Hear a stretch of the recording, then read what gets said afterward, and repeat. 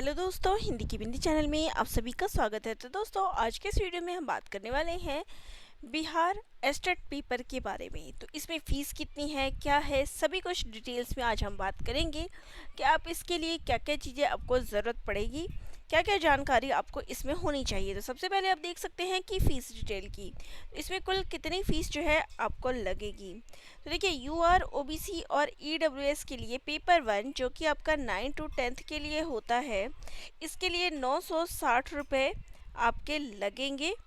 और अगर आप बोथ पेपर देना चाहते हैं, यानी कि पेपर 1 और पेपर 2 दोनों साथ में देना चाहते हैं, तो इसके लिए आपको 1440 रुपये जो है फ़ी भरनी पड़ेगी। तो यहाँ पे एक फ़ायदा ये होता है कि आप दोनों ही पेपर दे सकते हैं। ये नहीं कि आप सिर्फ 9 to 10th के पेपर दे सकते हैं, यानी पेपर 1 दे सकते हैं या फिर पेपर 2 दे सकते हैं। आपको यहाँ पे बोथ पेपर, क्योंकि दोनों ही पेपर अलग अलग दिन में होता है, तो कोई दिक्कत नहीं है। तो आप दोनों पेपर चाहे तो अकेले एक पेपर दे सकते हैं, चाहे तो पेपर 1 दे सकते हैं या फिर पेपर 2 दे सकते हैं। अगर आप चाहे तो दोनों पेपर साथ देंगे, तो दोनों पेपर अगर आप साथ भरते हैं तो आपको इतनी फ़ी पे करनी पड़ेगी, ठीक है।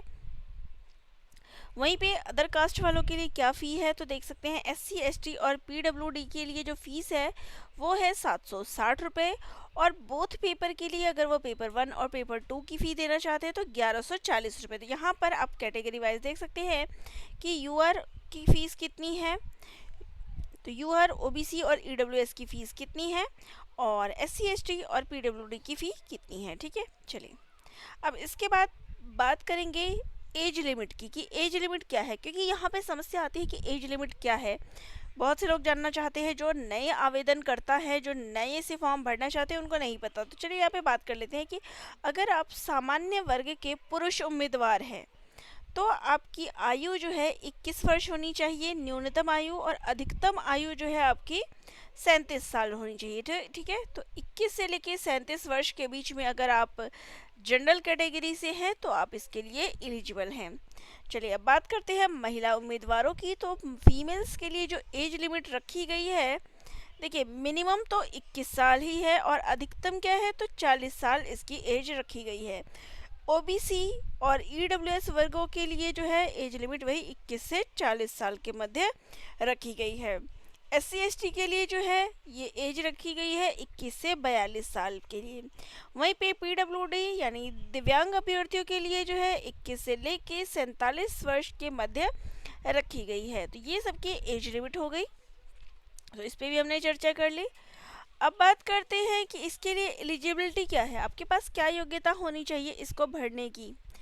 तो देखिए, पेपर 1 की अगर मैं बात करूँ, ये आपका 9 to 10th के लिए टीचर होता है। तो इसके लिए आपको किसी भी मान्यता प्राप्त यूनिवर्सिटी से ग्रेजुएशन जो है 50% अंकों के साथ होना चाहिए। अगर आपके ग्रेजुएशन में 50% अंक है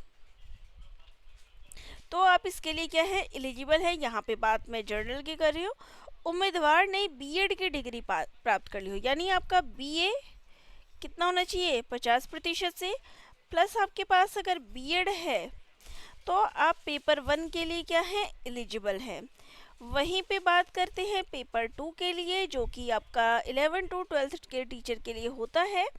तो इसमें भी आपको किसी भी मान्यता प्राप्त यूनिवर्सिटी या बोर्ड से कम 50% अंकों के साथ पोस्ट ग्रेजुएशन यानी कि मास्टर्स में आपके कितने होने चाहिए, तो 50% अंक होने चाहिए। इसके साथ ही आपने क्या है, बीएड कर रखा हो, ठीक है। और यहाँ पे देखिए, शारीरिक शिक्षक जो फिजिकल एजुकेशन वाले टीचर बनना चाहते हैं तो उनके लिए एमपीईएड होनी चाहिए, ठीक है। और यहाँ पे देखिए, आरक्षित वर्ग के अभ्यर्थियों को शैक्षणिक योग्यता में अंकों की छूट राज्य के नियमानुसार दी जाएगी। तो यहाँ पर उनको छूट दी गई है, जो भी राज्य का नियम है, कहीं पे 45% पे है तो कहीं पे कुछ है, तो उसके अनुसार सबको अलग अलग दी गई है। यहाँ पर बात मैं जनरल वालों की कर रही थी। तो देखिए, पेपर 1 के लिए मैं एक बार फिर बता दूँ, पेपर 1 के लिए जो है आपके पास बीए होना चाहिए 50% अंकों के साथ, प्लस आपका बीएड होना चाहिए। वहीं पे पेपर 2 जो कि 11 12th के शिक्षक के लिए होता है, तो इसके लिए एमए में आपके 50% अंक होना चाहिए, प्लस आपके पास बीएड होना चाहिए, ठीक है।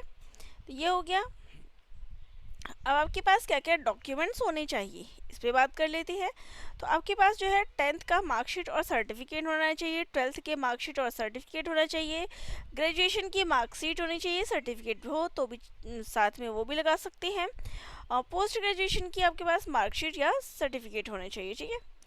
इसके अलावा आपने अगर बीएड कर रखा हो, एमएड कर रखा हो, तो वो मार्कशीट भी आप इसके साथ में अटैच कर सकते हैं। फिर इसके बाद आपका आधार कार्ड होना चाहिए, चालू मोबाइल नंबर होना चाहिए और एक ईमेल आईडी होनी चाहिए, और पासपोर्ट साइज आपका रंगीन फ़ोटो होना चाहिए। ये हो गया हमारा कैटेगरी, जो सामान्य कैटेगरी के होते हैं, या सभी के लिए ये चीज़ है। वहीं पे देखिए कास्ट सर्टिफिकेट, ये बात यहाँ पे बिहार राज्य की हो रही है, तो बिहार राज्य के जो अभ्यर्थी, क्योंकि अन्य राज्य के जो अभ्यर्थी होंगे वो तो जनरल में काउंट होंगे, बाकी जो ये जाति प्रमाण पत्र जिनके पास है वो लगा सकते हैं, और दिव्यांग प्रमाण पत्र, तो ये उनके लिए है जो जाति प्रमाण पत्र और दिव्यांग पत्र लगाना चाहते हैं, जिनको ज़रूरत है। बाकी जो कॉमन चीज़ चाहिए वो कॉमन ये आपका हो गया, जिस पे मैंने टिक कर रखा है, ठीक है। ये डॉक्यूमेंट्स आपको चाहिए। अब एग्ज़ाम पैटर्न क्या है, तो पहले बात कर लेते हैं पेपर 1 यानी कि क्लास 9 to 10 टीचर के लिए। तो संबंधित विषय यानी जो भी आपका सब्जेक्ट है उस विषय में, चाहे इंग्लिश हो, चाहे हिंदी हो, चाहे सामाजिक हो, कोई भी सब्जेक्ट हो, इसमें कुल 100 प्रश्न पूछे जाएंगे, इसके लिए आपको 100 अंक दिए जाएंगे। इसके अलावा सेकंड पार्ट जो आपका 50 नंबर का पूछा जाता है, उसमें आपका शिक्षण शास्त्र, रीजनिंग, पेडागोजी और सामान्य ज्ञान से प्रश्न पूछे जाते हैं।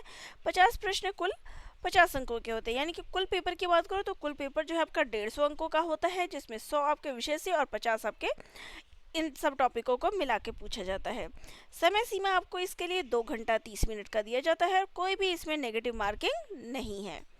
अब बात कर लेते हैं पेपर 2 की। पेपर 2 यहाँ पे 2 आएगा। 11th और 12th के लिए इसके लिए एग्जाम पैटर्न सेम ही है, तो संबंधित विषय में जिसमें भी आपने मास्टर्स कर रखा है या आप एस्टेट देना चाहते हैं, उसमें आपको 100 नंबर का पेपर रहेगा। बाकी जो दूसरा है शिक्षण विद्या, पेडागोजी, लॉजिकल रीजनिंग और सामान्य ज्ञान, इसमें आपको कुल 50 नंबर के प्रश्न पूछे जाएंगे। यानी पेपर का जो पैटर्न है वो दोनों का ही सेम है। 150 अंकों का प्रश्न है, 150 प्रश्न है, 2 घंटा 30 मिनट का इसके लिए समय दिया जाएगा, और कोई भी इसमें नेगेटिव मार्किंग नहीं है, ठीक है। अब इसमें पासिंग क्राइटेरिया क्या है, क्वालिफाइंग जो आप ये एस्टेट का एग्ज़ाम देंगे तो इसमें मिनिमम क्वालिफाइंग क्राइटेरिया क्या है, आपके कितने नंबर आने चाहिए। तो देखिए जो यूआर कैटेगरी में जो पीपल है जनरल कैटेगरी के, उनको जो है मिनिमम कितना है 50% अंक लाना अनिवार्य है। ओबीसी और ईडब्ल्यूएस के लिए 45% और एससी एसटी पीडब्ल्यूडी के लिए 40%, ये जो है मिनिमम क्वालिफाइंग मार्क्स है, ठीक है। पेपर है तो कुल मिला के अगर मैं बात करूँ तो 150 नंबर का आपका पेपर है, तो 150 का 50% निकालें तो यहाँ पे क्या आएगा, तो ये आ गया 75, यानी कि आपको कुल 75 नंबर तो इसमें लाने ही हैं। ये एक मिनिमम क्राइटेरिया है। तो यहाँ पे बात हो रही है जनरल कैटेगरी की कि आपको 150 में से 75 अंक लाने ही हैं, ठीक है। तो ये मिनिमम क्वालिफाइंग क्राइटेरिया है आपका, ठीक है। बाकी एस सी का भी आप निकालना चाहिए कि मिनिमम कितना आएगा, तो 150 का 45% और 40% निकाल लीजिएगा।